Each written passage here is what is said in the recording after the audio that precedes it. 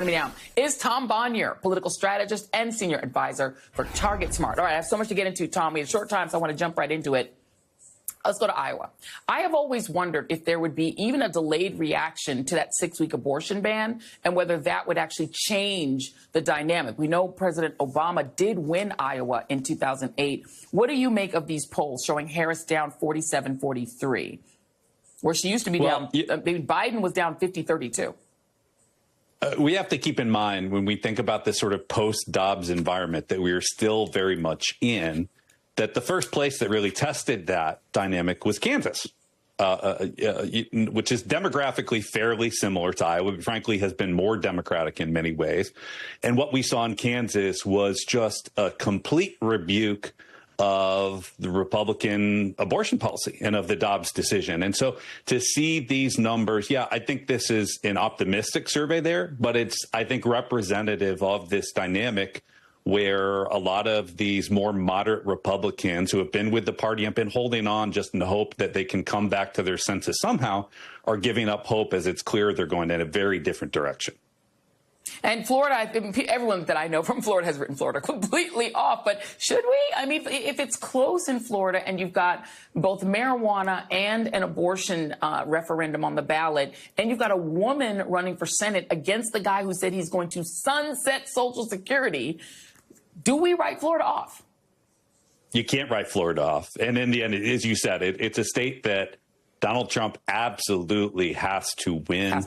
And you look at the numbers there, again, as you said, you have abortion on the ballot. What we know in the limited history of abortion rights ballot initiatives since the Dobbs decision is they have a significant impact on turnout. Beyond Kansas that I mentioned, we think about Michigan last time around, Montana.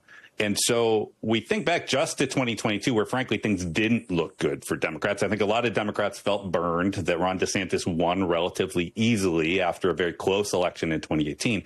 We looked at the numbers there, and what we found, the issue really wasn't as much of a persuasion issue as it was Democrats stayed home. Now, Democrats have a lot of reasons to come out. Yeah, 1 million Democrats stayed home. People forget he didn't win by adding more people. They subtracted 1 million people from the voter rolls that didn't show up. Financial Times, this is actually a big deal. This is a Michigan Ross poll on the economy. Who do you trust more on the economy?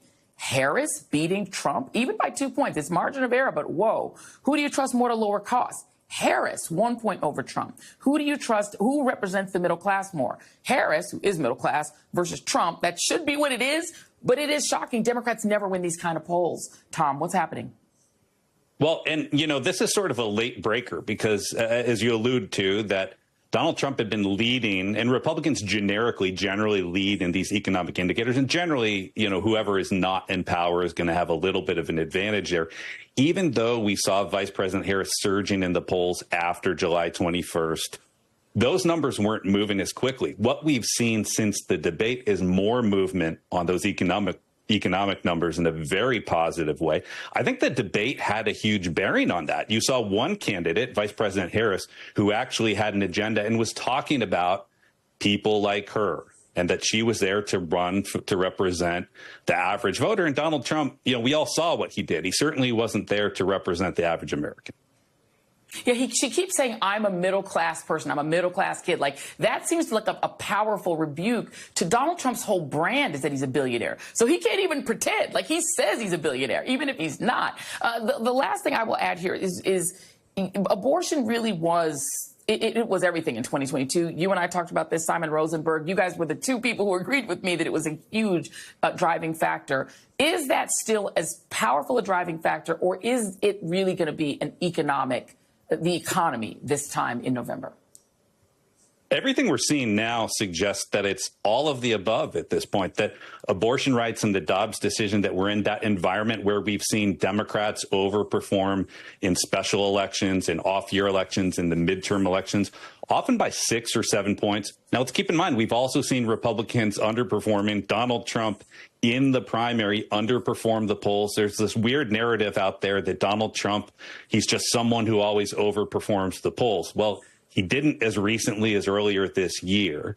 And a big part of that is the Dobbs decision and abortion rights. And in fact, you were the first one to break this on your show a few weeks ago when we were talking about the voter registration data. And the big surges were coming from those exact same voters who are most mobilized by abortion rights. There you go. It's the sleeper issue that shouldn't be a sleeper issue. People should all know that it's happening. Half the population lost their rights. They're going to be upset about it. Tom Bonier, thank you. Thank you as always.